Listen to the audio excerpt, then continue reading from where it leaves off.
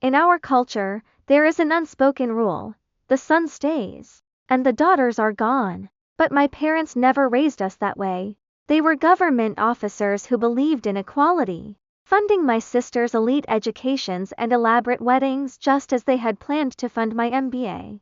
Everything changed when my mother suffered a stroke, followed quickly by my father's declining health. Suddenly, the equality we were raised with vanished. My sisters, a successful banker and a business owner, shrugged off the responsibility. They told me it was a son's duty to care for aging parents. I chose my parents over my future. I dropped out of my MBA and took a local job to be their full-time caregiver. For years, I watched my sisters post photos of overseas vacations while I managed medications and hospital stays. My social life withered, and my girlfriend eventually left me, unable to compete with the 24/7 demands of my caregiving. I was 30, but I felt 60. When my parents passed away within 2 months of each other, the duty my sisters spoke of came with a price they didn't expect. We sat in a wood-paneled office as the lawyers read the will.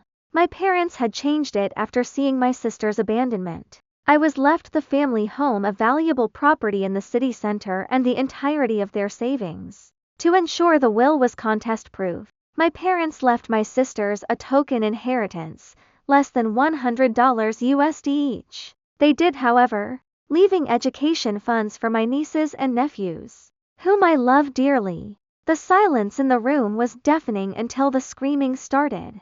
My sisters are now demanding I sell the house and split the proceeds. They've recruited our extended family and even some of my friends to pressure me, calling me a misogynist for hoarding the wealth. They claim they are being punished for being women. I look at them and see the years I lost. I saw the law degree I could finally afford, or the chance to study in Ireland, the dreams I put in a box so they could travel the world. Where were you?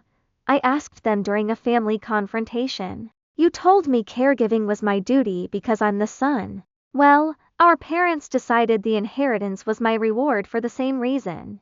Now, they are using the only leverage they have, my nieces and nephews. They've threatened to cut me out of the children's lives forever unless I sign over the house. It breaks my heart to think of losing those kids. But I've spent my entire adult life sacrificing for people who wouldn't give me a day of their time. Am I the asshole for finally choosing myself? Comments. NTA, it was your parents' money to do with what they wanted. They wrote their own will and deliberately chose to leave your sisters out of it. Not uncommon when the kids don't step up when the parents are elderly and ill.